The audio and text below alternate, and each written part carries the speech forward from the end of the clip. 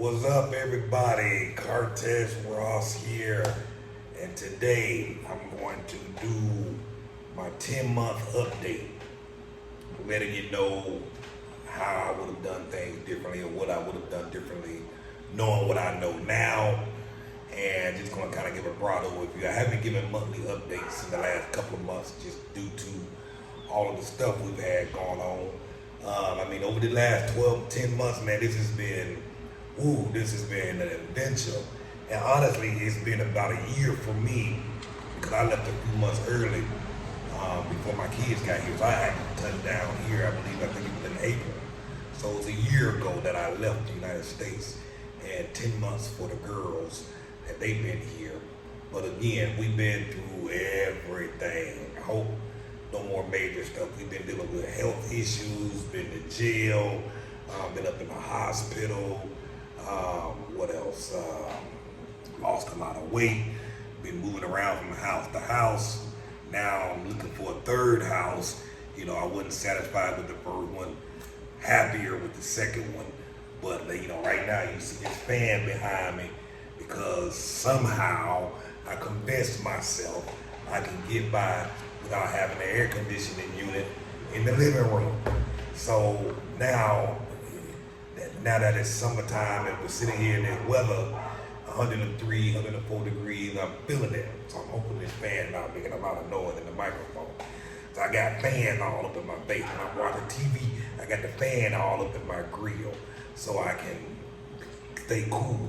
So right now I'm looking for another place just so that we can get a little bit more comfortable.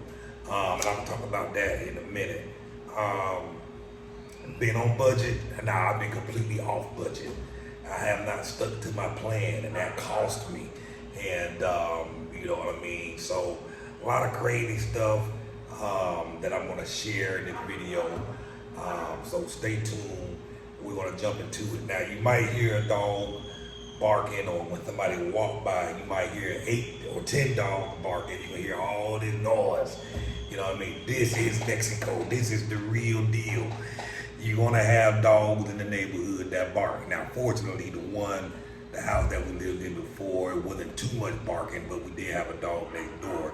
Every now and again, it would bark in the late hours, and we could hear it through the walls, but nowhere near the kind of noise we have here. Somebody's gonna walk by in a moment, and you're gonna hear, and it's louder because I have my windows open because I don't have any air conditioning. Now, what possessed me to think I could survive like that? You know what did it? The price point, the price of this house. So 12,000 pesos, depending on what the exchange rate is. My rent could be anywhere from $560 US a month to about $600 a month, $625 a month. So the price, I was sold on it. I think the day I signed up, the exchange rate was like, my rent was $579. So I was like, done, brand new house and all of that. Big old mansion that right across the street from me. Perfect location, I could walk to the mall. So I was excited to jump on that deal. So enough rambling. Let's get into the meat of the potatoes. I'm gonna try and share my experiences of everything that's happened over the last 10 months, what I would do differently and so on. So first I'm gonna talk about our health. I had surgery about a month ago now. Probably about a month ago. I'm assuming I might be off for a week or so. They ended up, I had a hard time breathing. For those of y'all that are just watching for the first time, I had a difficult time breathing. My airway was closing up. When I get anxious, excited, mad, happy, excited, or whatever, it would close up and just feel like I can't breathe. Went to the hospital, they did some x-rays, and they saw a mass that was sitting on my airway, and it had pushed my airway completely over to the side. So that was, and it was compressing on my airway. So that's what I was dealing with. It ended up costing me a lot more money than it should have, because I'll say this, one of the first things you should do when you get here is hook up with a primary care doctor. Find a primary care doctor for you and the family, and we had one, but I really wasn't thinking in that mindset because they will orchestrate and coordinate a lot of the stuff that I was trying to do solo. So I went to the emergency room.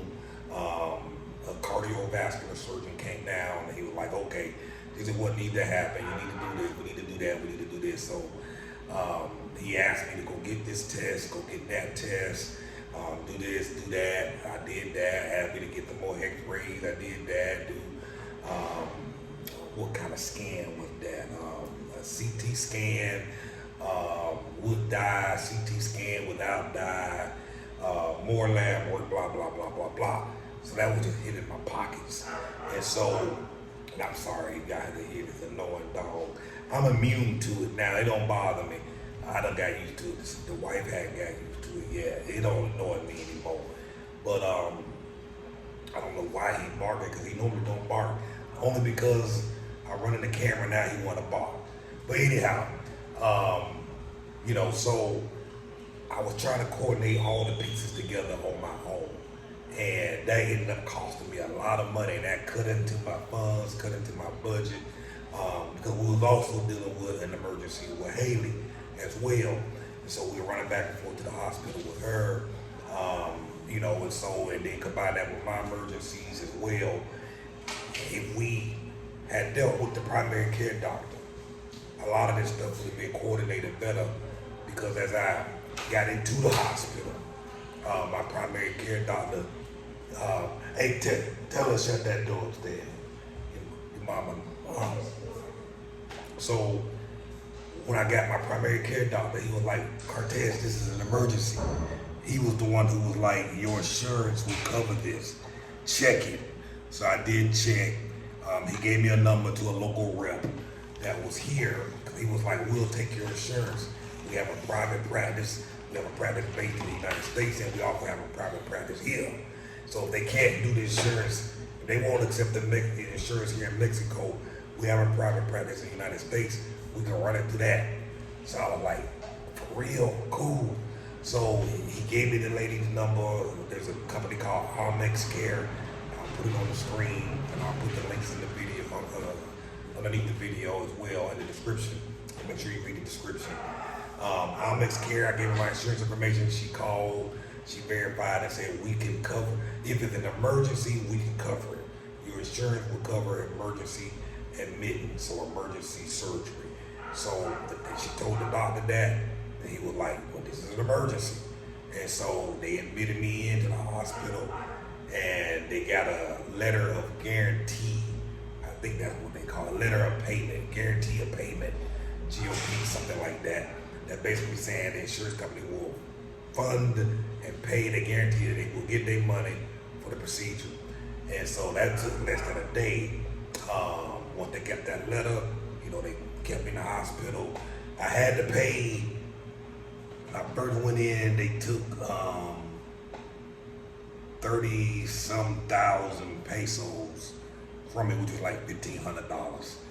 And I did get that back, a portion of that back, because my copay, I hadn't used the insurance. They deducted my copay out of that, and they gave me a credit. I got that a week later after I got out the hospital. But they took that money up front, because when you go in, you have to pay up front. They calculate what they anticipate your day-to-day costs are going to be, and they get a portion of that up front until they figure out exactly what's going to happen. So they collected the first 30,000 pesos from me. They said, we'll be by in the morning, and we'll probably, if we hadn't heard from the insurance company again, we'll collect another payment. And then if the third day come by, we'll collect another payment. And, but fortunately, the insurance company, they sent them the letter, and they didn't come by and collect anything else. So Amex Care, if you have health insurance, and this, let me tell you, this was Obamacare insurance. I had a single plan through the health exchange, through Obamacare, and they covered the surgery. Now, again, I was trying to piece everything together myself based on what the surgeon was telling me. I should have just went back to my primary care doctor, and I lost about 5 days, a week, trying to do this stuff myself. I don't know what I was thinking. I don't know. I was stressed out. Haley dealing with her stuff. She was, dealing with some things, and I was just, my brain wasn't functioning. But once I handed it over to Dr. Jose, boy, they done got the whole team together, the surgeons, the anesthesiologists. They got all my tests done. They went back and redid tests, everything, and it was all wrapped up in my insurance. I was in the hospital for 7 days. They knocked it all out. Dr. Jose and his team, they knocked this thing out the park. And I'm gonna include his contact details because this guy and the team he put together, man, was top notch. The name of his company, now I don't know if I'm pronouncing it right, Movi Med, and his name is Dr. Jose. I'm gonna include the phone number in the description and on the screen, and the name of his company, and I'm gonna put his Facebook page on there. Just let them know that Cartels Ross, who move abroad and thrive, referred you over. Excellent team, man. I couldn't have asked for better care. The doctors are super professional, and the thing about Mexico I like, the surgeon, even the anesthesiologist, they all give you their phone number on WhatsApp. I can message them, ask them questions. The endocrinologists, all of them, man. I can message them at 8 o'clock at night, and if they're up, they send me a message back. It was incredible. I had direct contact with each physician on the team, and once I got out of the hospital, they came and checked on me each day. Once I got out of surgery, they checked on me each day and continued to follow up care once I got out of the hospital. So Mobi Med is the name, Dr. Jose, Omix Care and whatnot. Check them out as well. So my voice hasn't come back 100%. I still got this scar under my neck, of course. So it could be a while for that to start to disappear over some time. The tumor had wrapped around my vocal cords, and so I'm assuming that my voice won't come back 100%. I can't yell like if I needed to yell help across the street. My voice is not to a point where you can hear me across the street. I can yell and you probably ain't gonna hear me. So the household probably appreciate that I can't be running around here raising hell, hooping and hollering and carrying on. So I've been humbled and had to not argue as much because everybody can overtalk me. So that's something new I'm dealing with. But I do like my new voice. I've been told that I sound like with the guy who sang "A Beautiful World." You know what I mean? Louis Armstrong. So, and it comes out more when I talk really, really loud. Haley, how is Haley doing? She's still being diagnosed. She's not doing so well. Some days and some weeks it looks like she's fine. It looks like we got the right combination of meds, and then when you let your guard down, and then boom, it just turn into a disaster. So she's not doing well. I don't know how long it's gonna take. Now that I'm better and healthier, now I'm able to better tend to her. I typically take her everywhere with me to help her keep her busy. This psychosis stuff and hallucinations and delusions, man, it ain't no joke.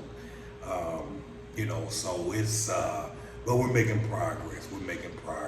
Doctors changing stuff up, just to find that right combination. And,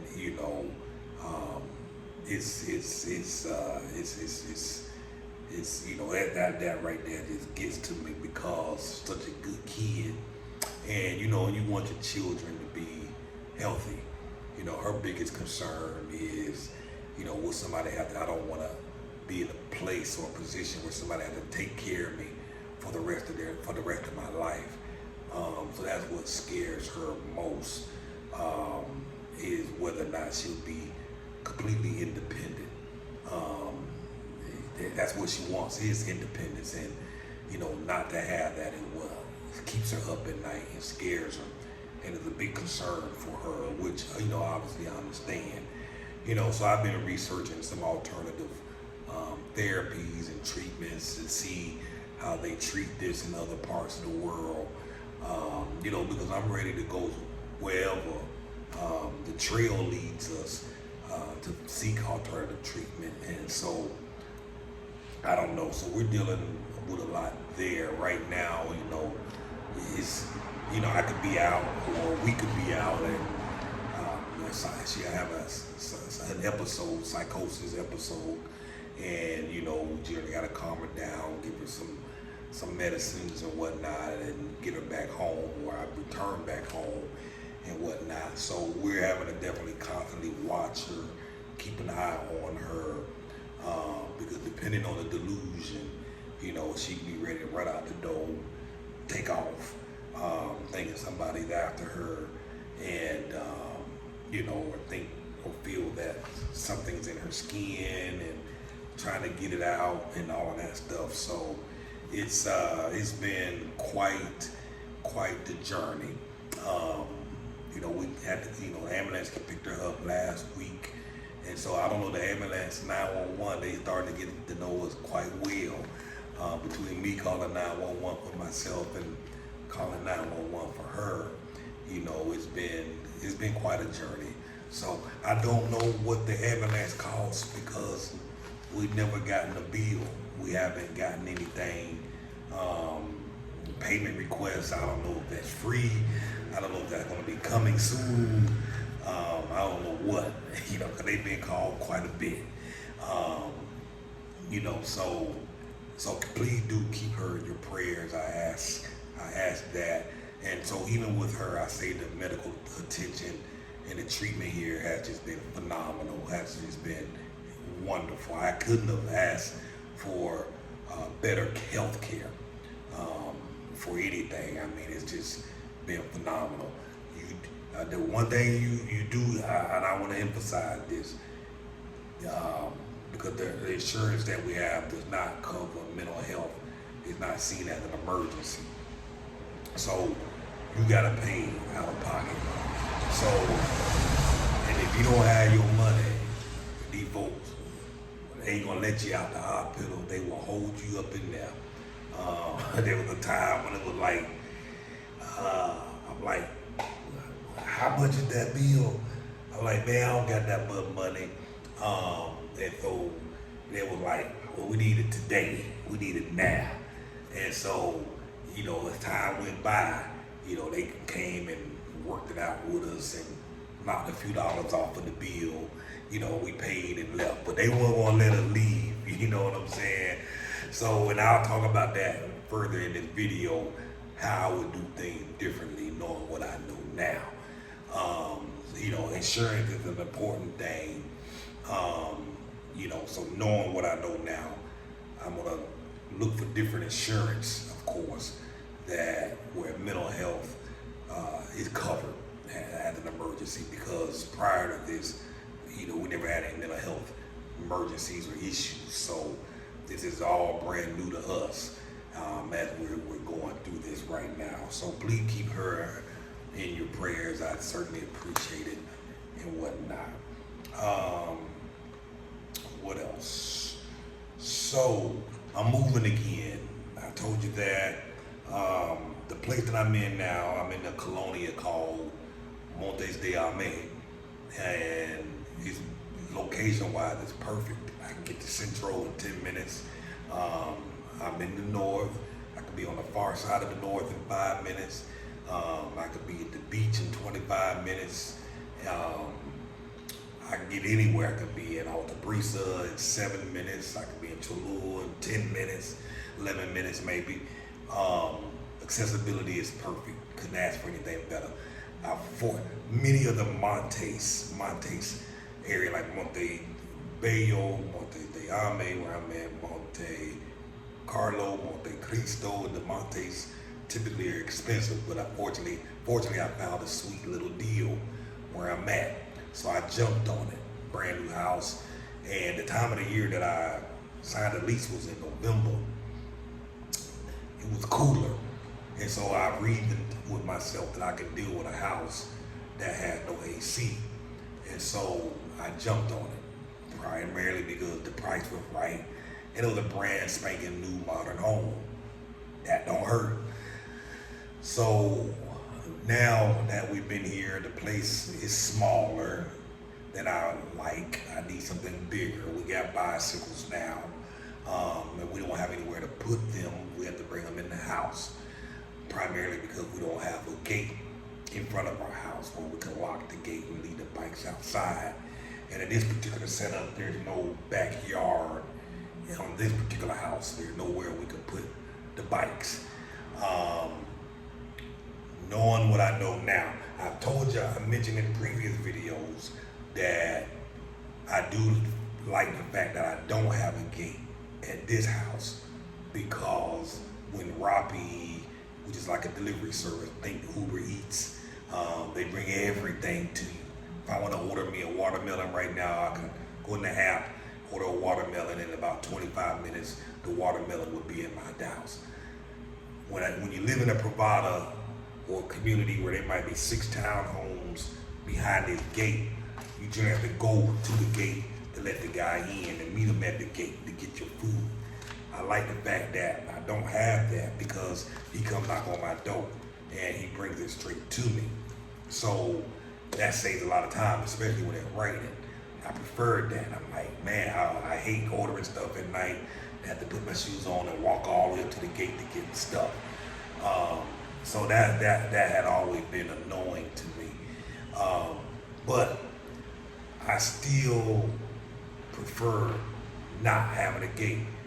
But something happened the other day that's making me rethink the gate thing. So now, probably 85% of the houses on my street and on the other streets, they all got gates, at least to the front of their door. So they're in a single house and not a community of 6 townhomes or a community, so each of them have their own personal gate. They can open the gate and walk in, or go through a driveway, a gate that opens up, they can drive their car in and the gate shut behind them. So about 85% of the houses got that. So what happened the other day? So the other day, we had people walk by, a husband, wife, and kid, and they were standing in my driveway waving through my window, because I got my window open because I don't have no AC, and I got my blinds open. So they waving, not leaving, just waving and smiling, waiting to get your attention. And so I finally engaged them. And of course, they're not asking for money or anything like that. They're asking for food. And they had a little boy that was about 6 or 7, asking if we had extra clothes that we don't wear. So I tend to test people. Like, I don't have any money, but I got some food in the refrigerator I can give to you. And they was super ecstatic about that. So I was like, okay, so they genuinely are hungry. You're hungry and you asking for food, I'm gonna help you out if I got it. So I got a bag of stuff, gave them some food, had the girls go upstairs, get some clothes. They had 2 other daughters, I believe they said. Whatever clothes they didn't have, or clothes that they don't use anymore, had them put that in the bag, and I opened up the door and gave it to them. And normally I wouldn't open the door, and I wouldn't advise you to open the door either, but it was daytime. And I felt very comfortable doing it. So they came up to the door, started talking in Spanish, Spanglish, and they asked if I was a Christian. They asked me where I was from. Told them Estados Unidos. They asked me if I was Christian, did I believe in God, did I believe in Jesus Christ, and I think yes. And then they were like, can you pray for us? I'm like, all right, Kim, this is your area of expertise. I'm gonna let you, they want you to pray for them. So she went outside the door, prayed for them, and they was out there for a while, and she came back asking, can they come inside? And I'm like, nah, ain't nobody coming up in here. It's still a pandemic out here. I don't know where them folks been. People might be trying to case your house and all of that. And I said, at the end of the day, I still got some kids living up in here. So of course she wasn't happy with that. But, hey, it is what it is, I'm like, y'all doing just fine, praying right outside that front door. I done gave them some food out here. We was out here, we had a grill going in the back. We have a little small little space that opens up so we can barbecue out in this little corner. So I had some hot dog going, hamburger going, some chicken going. I took some chicken off the grill, put it in a Ziploc bag, gave it to them, and then made some hot dogs. And my daughter took the plate of hot dogs out, gave it to them. They was ecstatic to get that. Gave them some sodas, and so they was happy. And so later on,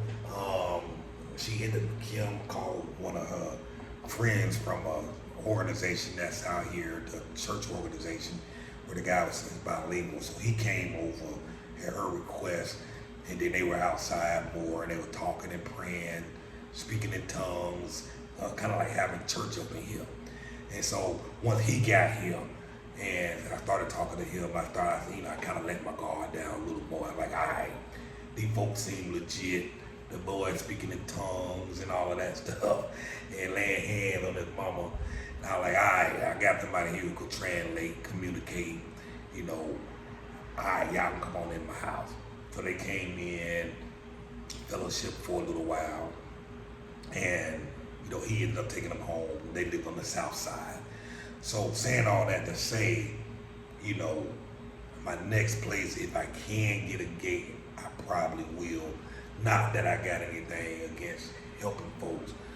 I don't ever want to find myself in a position where people are just freely coming in to my space, and sometimes people will guilt you, or you might have too much compassion. I'm a nice guy, I say yes a lot, and people can take advantage of that. And so I don't want to find myself in a situation like that. And I've noticed since we've been here, it hadn't happened often, but every now and again, some folk will walk up and they'll just stand there and look in to get your attention so you can engage them. If I can avoid that in the next house, I will. Again, more of a safety issue. So with that said, after talking to those folks and spending the time with them, we exchanged phone numbers. I think these will be people we will see and engage with on a regular basis moving forward. But after dealing with them and seeing that they really was hungry and really needed stuff, I decided that I'm gonna spend a little bit more time doing community work. So for those of you all that are currently here and you're watching, if you have any extra clothes that you don't wear or that you don't fit, because it's easy to lose weight once you get here, your clothes get too big. If y'all have extra stuff, and not just clothes, but pots, pans, whatever, canned foods that just sit there you're not using, please let me know. Let's figure out a way I can get access to this stuff, because I'm gonna start going out a little more and contributing and donating to individuals. I'm not going to be giving this stuff to organizations, but I've come across people that I've seen who need stuff, and I'd rather be helpful in that regard, to help folks. There's a lot of people that need the help. Pandemic had wreaked havoc on this economy, and people just need help. You know what I mean? So if you're in a position where you can help, please help. If your method of helping is by donations, feel free to donate. I'll put that money out to the side, specifically for these types of causes or whatnot. So that's what I would, so I don't know, I'm going to have to weigh my options between having a gate and not having a gate. Because I really do like not having the gate. It's convenient. Other thing is, sometimes these dogs get up here to my driveway, they get in my trash can, knock my trash can over, and I gotta go clean my trash can up, so a gate might help with that, so that is that. So again, when you're looking for neighborhoods, make sure location is key. You want to be in the right place, right location, and it helps. The right location helps. Just to give you an example, my Uber bill on a monthly basis averages about $239 to $250 a month, which is what 5,000 pesos. 2,500. Yeah, it's about 5,000 pesos per month is my typical Uber bill, and that's with all of us going wherever we want. So many days and times out the week, I go somewhere in Uber, Kim goes somewhere in Uber, all on the same account. The girls might hop a Uber, go to the mall. They might do this, hop a Uber and go down wherever. All combined, $239 to $250 is what our bill is. Location helps keep that low. And for a family of four. My rental car that I had, I was paying about $600 a month for that. Probably putting another $300 a month in gas. You know, that's $900. I just rounded up to $1,000. $1,000 for a rental car versus $250. I think the $250. And plus, we tend to walk and get more exercise, which is very helpful and healthy. The other day I got 19,000 steps in, then 17,000 steps, 10,000 steps. It's almost rare that I won't get a minimum of 10,000 steps in on an average day. You know what I mean? So this really helps. Do you need a car? Honestly, if you pick the right place and the right location, you don't. You know, the $250 Uber bill, why would you need one? I am considering buying a car. I've been seeing cars on Facebook Marketplace for anywhere from $3,000 to $5,000 US. That's pretty affordable. So I've been looking at that, you know, and I've been working the math. I'm like, okay, if I buy a car for $4,000 or $5,000, pay cash, there's no payments, but I'll have the maintenance, the tires, the gas. Probably still spend $200 to $300 a month in gas. We'll probably go more places, which cost more money. We'll probably do more things, which cost more money. More things more often, I should say, which will add up. So I don't know. I do like being chauffeured around. I do like riding, but it does get inconvenience when you're having to wait for a car to come pick you up, and then sometimes the drivers cancel. So that, you gotta kind of pick it, but I don't know, if I find a deal and the price is right, I probably will. Right now, because I have not been following my budget and sticking to the plan, a lot of it has to do with these medical emergencies that I just did not factor that in. 2 medical emergencies all at the same time, simultaneously going on. I did not factor that in. I did not anticipate that. So that my finances just took a hit. And then I hadn't been working to generate and keep things running. So because I went down, my daughter went down, so we're having to watch her 24/7 literally. And so working has become almost impossible, particularly during the first few months while they were trying to diagnose and get her on medicine. Now she is getting better with medicines, but she's not all the way there yet. So that's been the dilemma. So we didn't come prepared for emergencies, and that just ate into a lot of the monies that we had and took away. And then the fact you're not working to bring in much more income. And I want to share this because I want to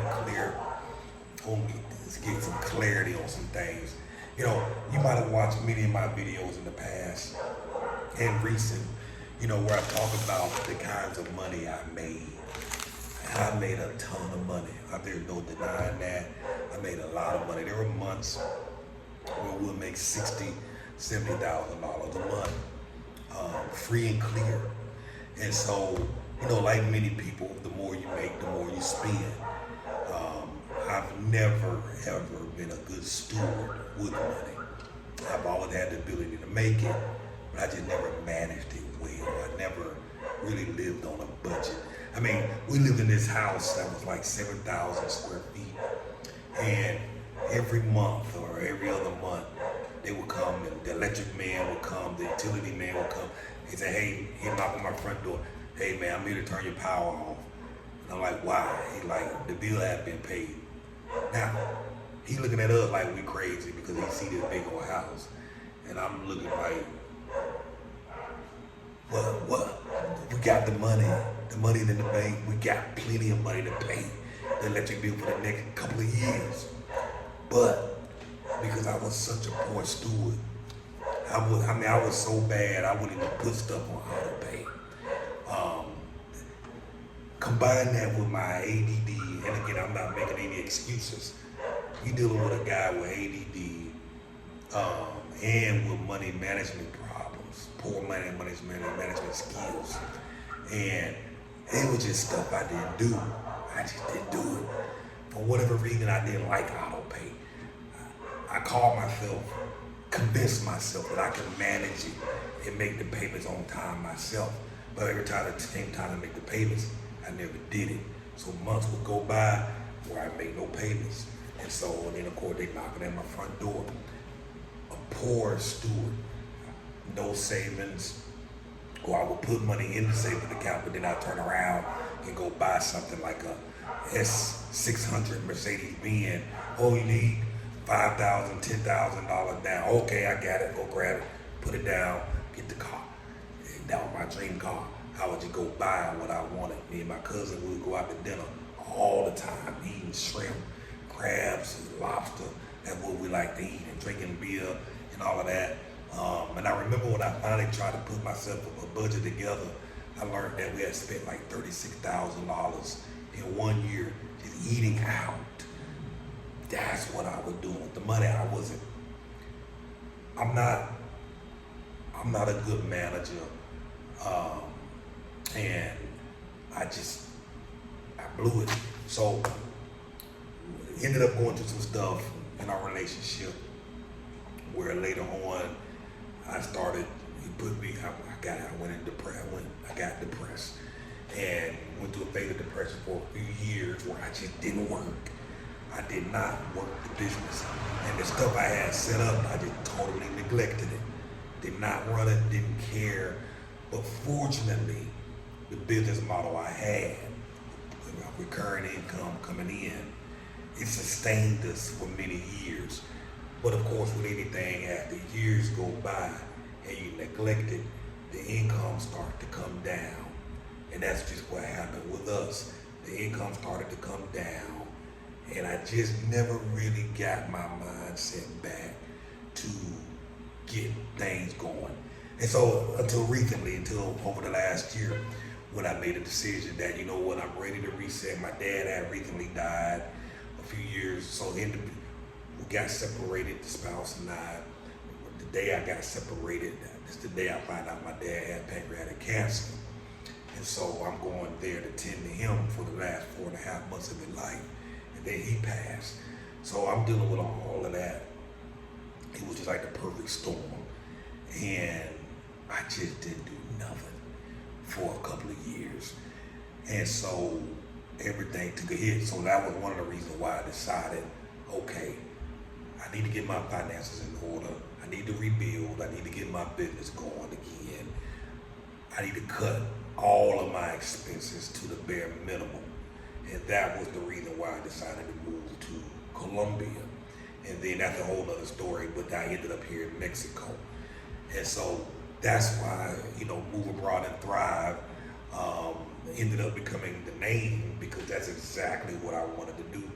I wanted to move abroad, reset, get on track, get my finances in order, get on a budget, stick to a plan, get my business going, and start thriving. That was the whole concept. So things started to go as planned until we got sick. Came down here with X amount of dollars, but like I said, did not anticipate having an emergency, not just one emergency, but 2 emergencies on top of that. So we had to kind of figure that out, and somebody pulled in front of my driveway. So we had to figure that stuff out, and so that's where I'm at now, rebuilding. I'm in a rebuilding phase, restructuring phase, going through everything that I enjoyed doing, looking at the stuff that worked in the past, trying to decide if I'm going to rehash some of that stuff. Also choosing to decide what I want to do, to bring in money, bring in revenue. And so one of the things that I'm good at is website design. I'm very good at getting traffic. I have been doing that for quite a while for other people. And so I decided, okay, I'm going to restart my digital marketing agency while building Move Abroad and Thrive. Because Move Abroad and Thrive is going to take a while to monetize this thing to a place, to a point where, it's self-sustainable and can fund my lifestyle. Any new startup takes a while. So I'm gonna get back into my digital marketing space, build websites, manage marketing campaigns, get traffic, get people customers, conversions, analytics, data, all of that. That's what I'm really good at. So I can get that going back quick. So that was the plan. But of course, life got in the way. I wasn't able to stick to the plan. The plan deviated. Didn't stay on budget. Spent more than I should have when I first got here. I knew when I first got here, my rent shouldn't have been no more than $500-600 a month. I get the first place, I spend way more than that. The second place, I get right where I need to be. Now that I've been here longer, I know I can get something even cheaper with much more space. You know what I mean? So I'm having to kind of reset and kind of get things back on track. And that's what I've been doing now over the last month and a half, just writing stuff down and planning the next steps. And this time, doggone it, I'm gonna stick to the doggone plan. And so that's what I say to you all. Know your why.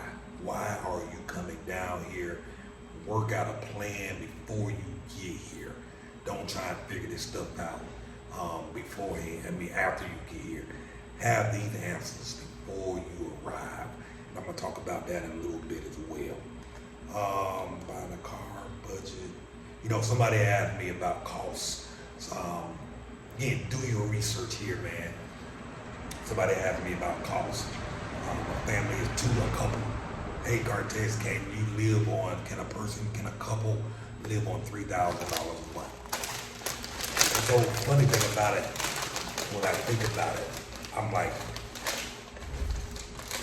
I don't think, now that I play it back in my head, and this is pre-medical bills, and it's 4 of us, I'm like, I don't think I spend $3,000 a month.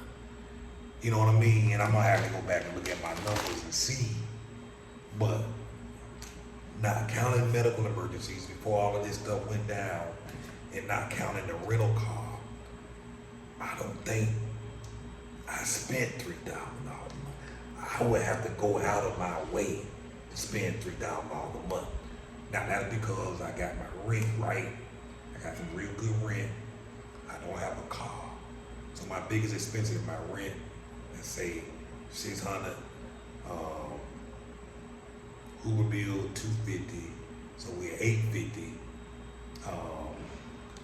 We eat out quite a bit. If I had to put a number on that,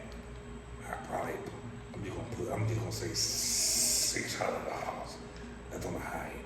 Let's say $600 between eating out and buying groceries.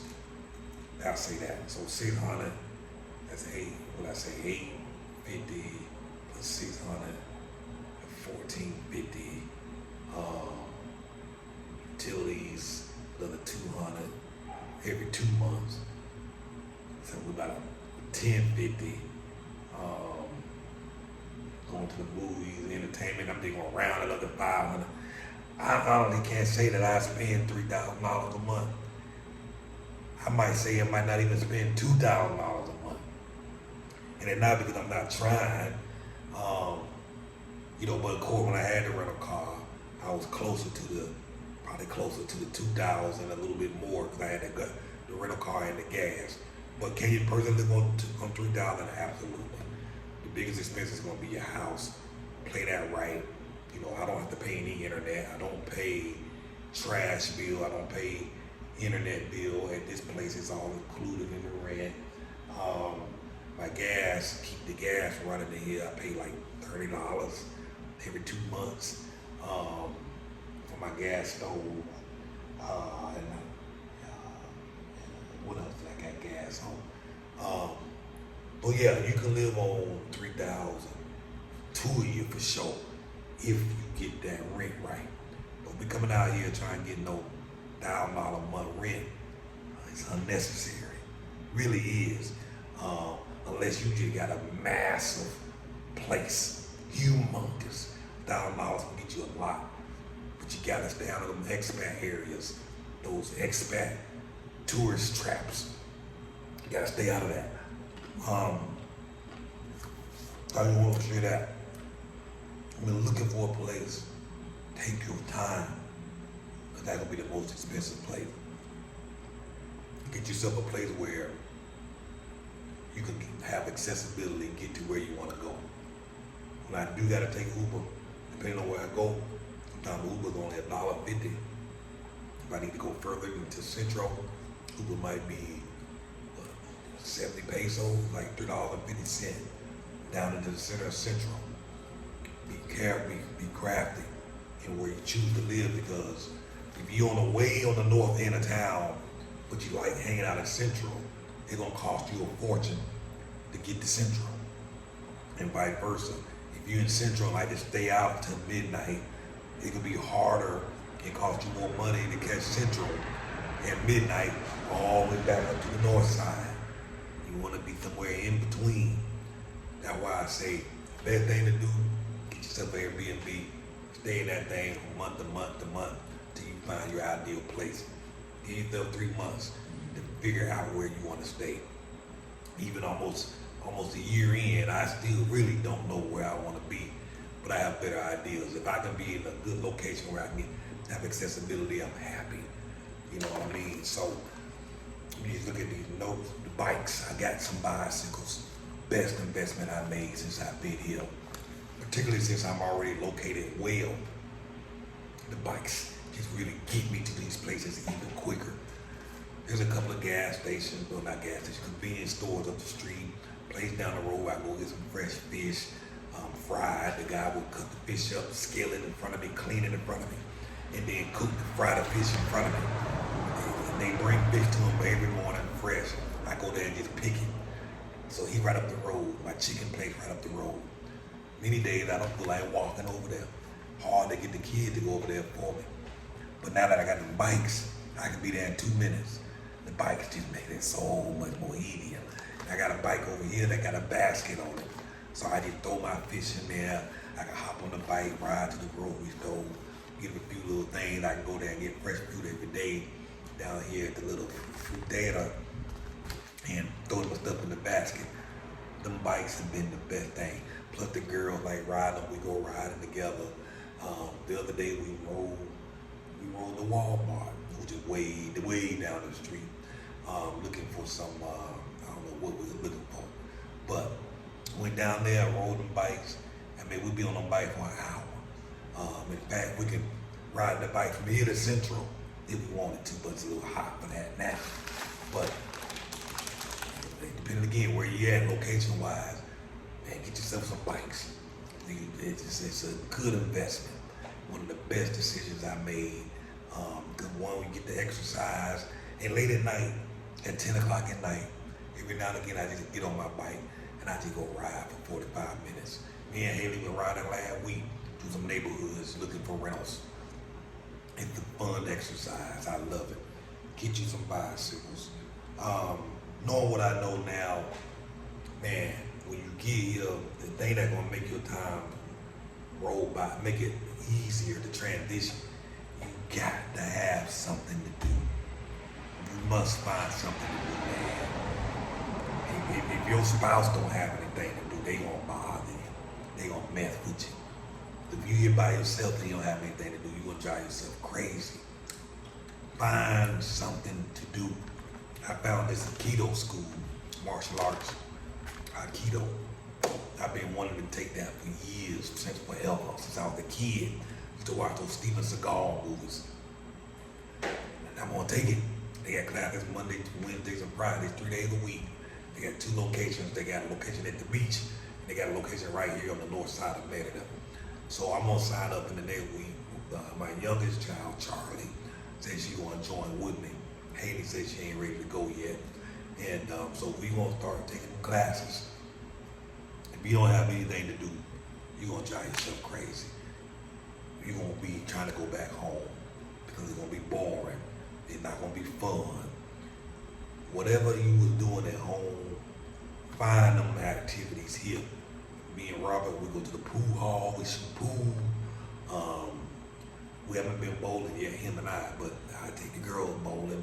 We go to the movies all the time because it's even more affordable, so we can go more often. What else? We we go out to eat more often because it's much cheaper here, and we're very selective on where we go. We stay out of the chains for the most part. Every now and again, we might go into a chain, but 90% of the time, we're eating at a local mom and pop or from a local chef. Keeping costs. If we want to eat out, we eat at a place where the cost is significantly lower. The kids order at Burger King and McDonald's through Robbie, and it doesn't be high. It's expensive because of the American brand. I like, don't y'all be ordering no American brand stuff. Do this damn app. Find something local. Get you some doggone hamburgers made from the local. Because now we gotta do hamburger spot. So find something to do. Get involved. There's some art classes, painting classes. They can teach you how to paint. 1,000.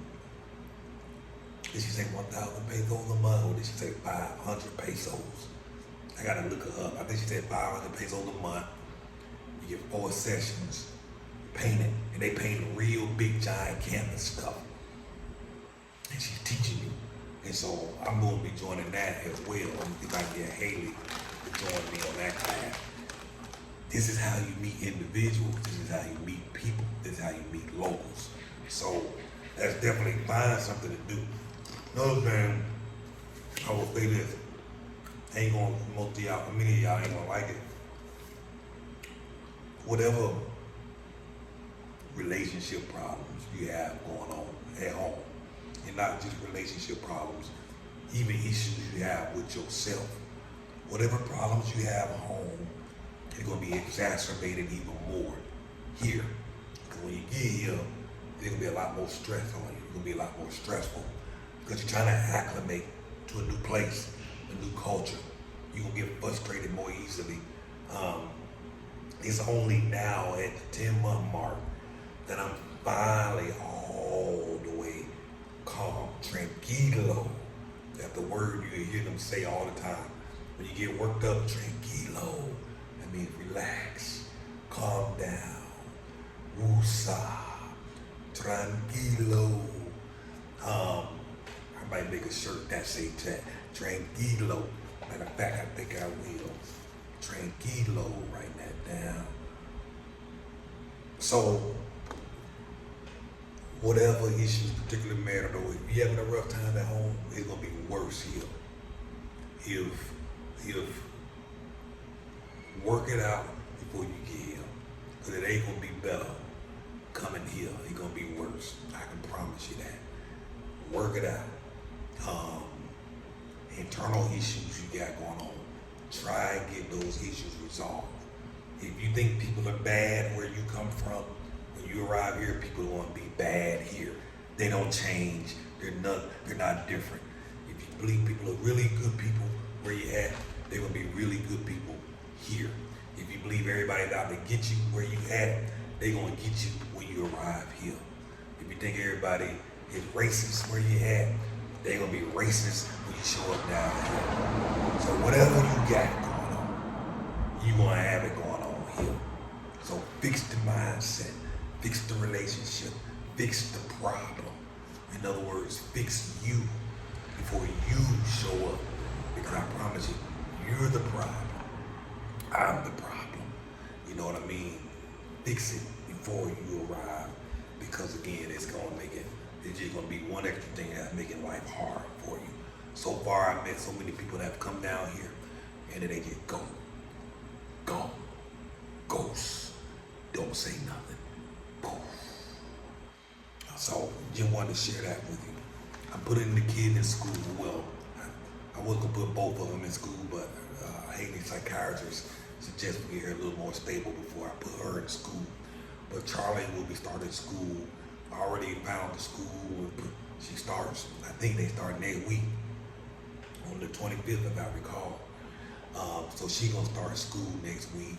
I felt it was time to get them out the house because, man, it takes a lot of work keeping kids active and busy 7 days a week. I'm like, man, that school gonna keep your behind busy for at least 5 of them damn days.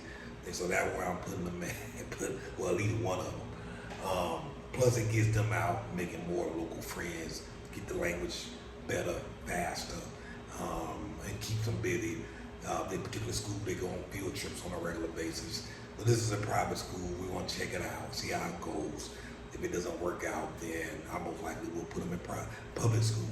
A lot of American kids, foreign kids that are from other countries are in public school.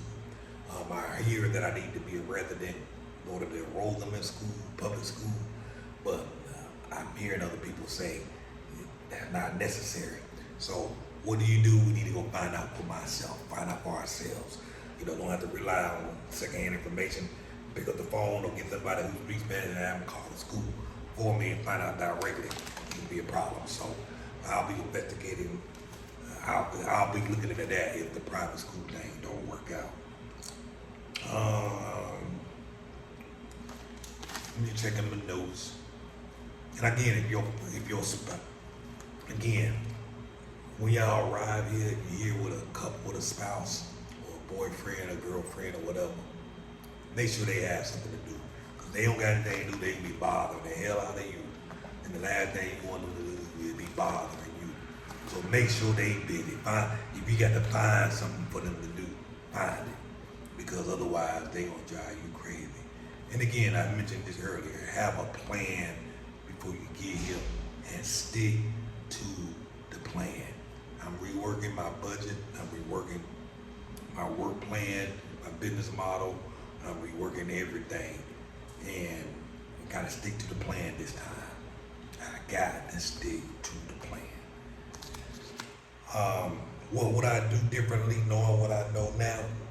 So have more money for emergencies, or have a ironclad insurance policy for health emergencies. So again, I'm learning that the particular health insurance plan that I have, it will cover me no matter where I'm at in emergencies, but for mental health issues as it relates to my daughter, my plan don't cover that. So for the most part, normal health care is fairly cheap, and your budget that you can pay out of pocket. It's fairly affordable. The challenge is if you're having to go see the doctor every day, which in our case, it could be day to day to day, has been day to day to day, and depending on the emergency, you know, my daughter, I got admitted into the hospital. It can start to add up really quick. We was here, ambulance took her to the hospital one day, and she was there. They weren't even in there for a full day. You know, and that tab was $700. You know what I'm saying? And they brought it down to $500. And that was on any other day, it wouldn't have been so bad. But we have been going to the doctor quite regularly before that particular visit. So it was stinging my pockets already. You know what I mean? So I have more money for emergencies. And again, I didn't anticipate 2 emergencies. And this mental health thing is brand new. This didn't see that coming. You know, so get more money, have an extra credit card on reserve, and I'll be transparent, my credit sucks. So I don't have any credit cards. And that's a whole other topic. I'll talk about that in another day. And that's part of my new plan to get my credit together while I'm down here. Because quite frankly, I basically went bankrupt as a result of everything going downhill. So I have a credit card for emergencies that you use exclusively for medical emergencies. because when you need it, you need to have that money. Investigate more insurance options. That's something I'm going to be doing in the coming weeks. Is trying to find out what my options are for healthcare insurance here. I don't have my residency yet, which leads to my next point. Before you come, get your residency, your temporary or your permanent, whichever one you qualify for. When I first got here, it was never my plan to live here in Merida. We were supposed to kind of continue to travel around and bounce around and go back to Columbia. So I didn't do my residency paperwork. It's very simple to get that done before you arrive. So I didn't do that because there was no plan to live here. So I'm surprised that the dog was being quite quiet. My advice to you, even if you only come in here for 6 months or 3 months, get that residency done. It's just gonna make your life easier. So I'm having a hangout here to qualify. There's a special visa that you qualify for, and I'll qualify for that in January. So I'm just trying to ride the clock out until January so I can qualify. Normally they would extend our visas an extra 6 months, our tourist visa. I already got it extended once. The lady in immigration told me to come back and get it extended again when my 6 months is up, which I believe is in July. July. So in July I had to go back and get another 6 month extension. The fortunate thing that I have working in my favor, because I explained to her that my daughter here is being treated by a psychiatrist. So she pretty much told me, come back, get a letter from your doctor saying that your child has been treated here, and we'll give another 6 months. And then when January come by, you can roll over into that other program where there's no income verification, no employment verification, none of that, and I won't have to return back to the States. But although we probably will be going back to the States in June or July for the kids to see their grandmother and spend some time with their sister and brother. One of the things that the psychiatrist suggested that Haley get back to some family and reacclimate herself with some family. So we'll probably more likely be doing that in June or July to get down there. So get your residency stuff done before you arrive. Other things that I would do differently now that I am here, find my own place. Again, I don't necessarily recommend real estate agents anymore. You got to find the best deal. Now, you get better deals when you do the research and investigate these things for yourself. You generally find what you like. You generally will be much happier. That's if you're willing to do the research and do the investigation. Now, if you're not that type of person that's willing to find this stuff and do the research, and you feel you need a real estate agent, then by all means do that. Or better yet, reach out to me. I'll help you find a place. I have some packages where I can help you find a place. I have done that for other people, and we can definitely help you find a place. I got some people back in the States that are great researchers, and they'll dig and dig and dig and dig and dig, find the listings, find things based on your specifications, and then they'll send it to you, and you just let them know which one you want, and they'll coordinate. Go look at the place with the real estate agent, and that way you can check the place out. So that's what I recommend. Find your own place, stay in the Airbnb for 1, 2, 3 months, however long it takes, because it may be expensive to stay in the Airbnb, but it's going to be far cheaper when you get a better deal on a home that you find yourself. You know, because generally when you go to agents, oftentimes they get paid on commission. Many of them are not going to find you the good deals where you might get a house for $400 US or 8,000 pesos. You're not going to get a house for 10,000 pesos or $500 US because they don't make a lot of money on that. They don't get a good commission. They're not going to show you those houses. You know what I mean? So if you find a house that they show you and you're paying $1,200 a month, and you're in that house for a year or two, That's a lot of money when you could have been in a similar house for $500, $400 US per month. The money I promise you, the biggest expense is gonna be that real estate. And if you can get that right, it's just gonna make your life so much more easier here and so much more affordable. I'd rather use that money to go spend time in Cancun or travel other parts of Mexico. And if you can buy that house the right way or rent that house the right way, you will have more flexibility and more freedom and less stress. Makes sense? What else?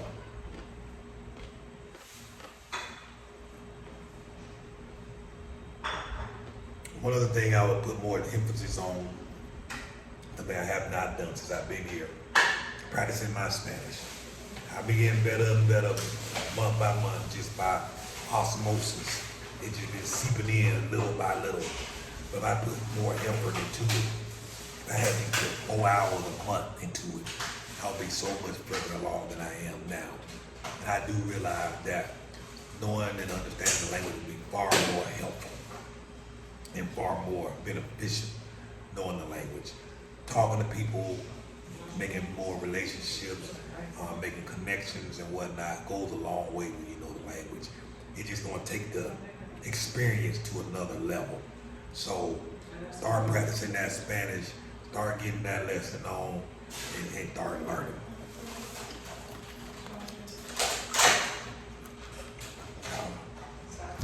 I mean, all didn't know, they be complaining when they be on the phone working. What else? Mexico's a noisy place. I've come to the conclusion, for the most part, no matter where you stay out here in Mexico, it's gonna get loud. And it gets pretty loud over here. But I've got to a place where I can tolerate it. The dogs don't bother me as much. Well, they don't bother me at all, honestly. Only now when I'm recording that I'm here and conscious of him. He doesn't annoy me, but I'm concerned that it might annoy y'all that are watching this video. Mexico is loud. You might get lucky and find some spots where it's a little bit more peaceful than others, but there's generally something that there's a trade-off. You know, like in the other place, there was less noise, but it came at a price. One, I paid more for the space. I had to walk all the way to the front of the gate to get my stuff when people deliver my stuff.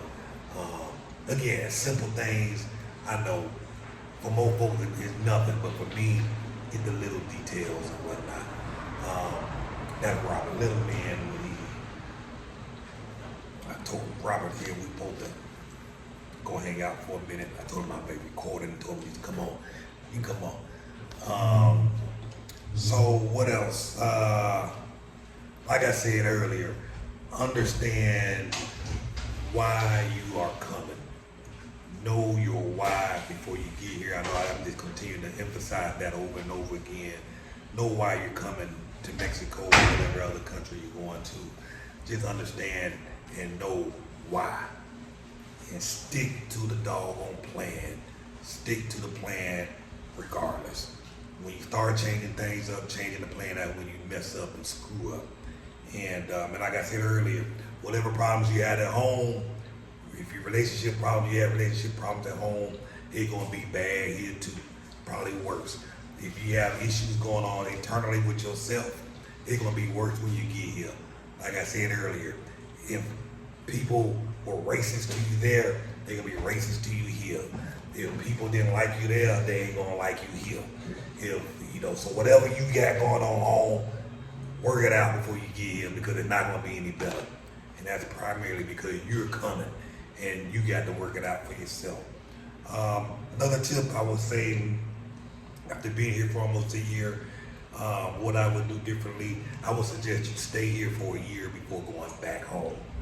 Just stay put, force yourself to get acclimated and used to the culture here. Because once it's easy to kind of get set back and reset back in your old ways when you leave and go back and then come back. Many people that I've met here that have been successful at this, they stayed for a minimum of a year before they went back home to visit. That would be my advice. We're going on 10 months now. It'll be 11 months, 10 and a half months. It'll be almost a full year. And I can see how that would make a difference. It's kind of forcing us to stick through whatever problems that we're having to deal with and face here. And it's forcing us to figure out solutions. Even with my surgery, even with Haiti's health emergencies as well, both of our emergencies, we had to work it out, we had to fix it, we had to solve it. There's no running back to the United States. We don't have a house in the United States. This is home.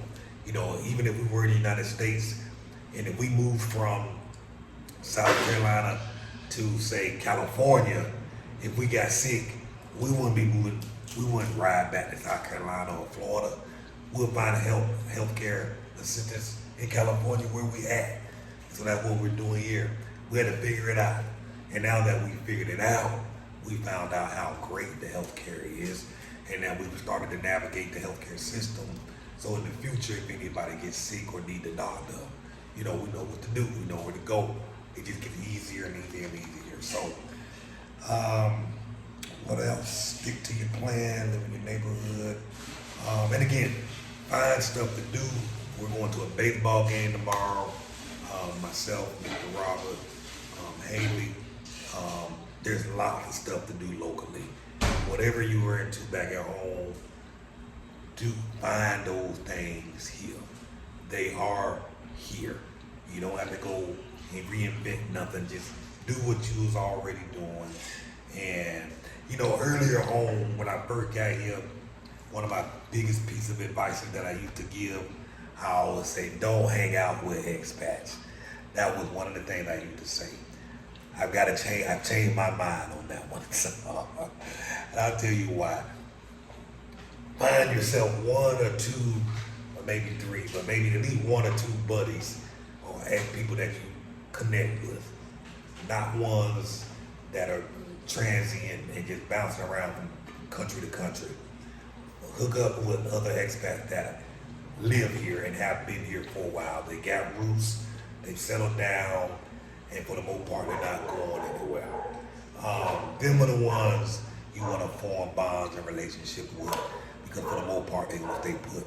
Because while you're here, particularly during that first year, trying to make that transition, you know, you might have a little bit of discouragement. You might not, because you don't know the language very well. You might find yourself getting bored, and in that boredom, you might be like, man, this place ain't for me. I want to go back home. Now the dog with the dark bargain. So if you have someone that you can connect with, and they are an expat, and you speak the language, you know, going out, hanging out with them is not a bad thing. You know what I mean? I think my main reason for saying don't hang out with expats is because, you know, many of these folks are bouncing around, traveling from country to country. They're not staying in one place. And these people and friendships that you form, they be leaving every month. You'll get discouraged. So that's why I'm saying, you know, stick with the expats that are here, got roots, have been here for a while, and they can give you some advice, they can give you some guidance, and give you some tips to help you, you know, overcome whatever other challenges that you're dealing with. You know, so my advice, find one or two expats while you still continue to make local relationships. And I think it's going to make the transition just that much better. You know, there's two people here that I typically hang out with, only two people, and you know, and it does make a big difference. And so, you know, whatever makes it easier for you to make this transition, I think will be helpful. So that's all I got to say. I've been running my mouth for almost an hour and a half, and making sure, looking at my notes, make sure I got everything. I'm gonna put all these links under the description to Dr. Jose. The health insurance place to check your insurance, all of that stuff. Join our academy, Move Abroad and Thrive Academy. I got a bunch of resources there, help you find a place, show you how to find a place, and all that other stuff. So click on the link. I'll put a link down in the video, underneath the video description below. Check it out, read the details. I think that's very helpful. It will be very helpful for you if you're planning your move. Like I said earlier, you need to have a plan.